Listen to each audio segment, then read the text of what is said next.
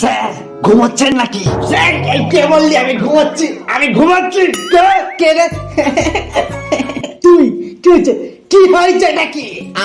আমি আপনাকে একটা প্রশ্ন করব। কর তাড়াতাড়ি কর, দিয়ে এখান থেকে বেরো বেরো। একটা হাতিকে আপনি ফ্রিজের মধ্যে কিভাবে রাখবেন? জানি না, বেরো। খুব সহজ তো, আগে ফ্রিজটা খুলবেন, হাতিটাকে ঢোকাবেন, দরজাটা লাগিয়ে দেবেন, ব্যাস। ঠিক আছে, বেরো। আর একটা প্রশ্ন স্যার, কে? একটা গাধাকে আপনি ফ্রিজের মধ্যে কিভাবে রাখবেন? ফ্রিজটা খুলবো, গাধাটাকে রাখবো, ব্যাস, বেরো।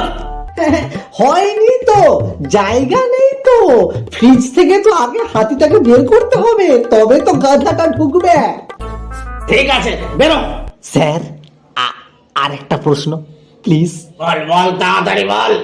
বনের সমস্ত পশু পাখি সিংহ মামার জন্মদিনে নিমন্ত্রণ খেতে গেছে, কিন্তু একজন যায়নি, সেটা কে? বাঘ, কারণ একজন আরেকজনকে দেখতে পারে না। ঠিক বললাম তো? হয়নি তো, গাধা হবে, গাধা। ফ্রিজের মধ্যে আছে তো গাধাটা। তুই কি আমার সাথে মজা করছিস? মজা? হ্যাঁ, দেখবি। বেরো।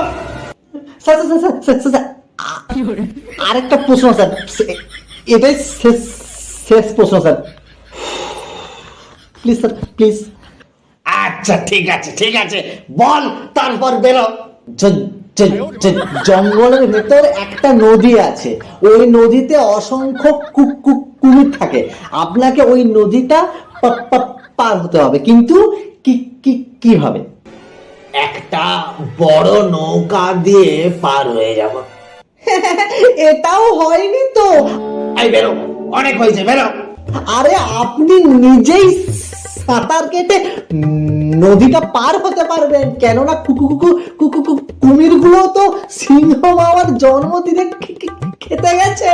বাঁদর মেলে না, তোর জন্মদিন আমি ভুলিয়ে দেবো, দেখবি। বেরো। এই বেরো, বেরো।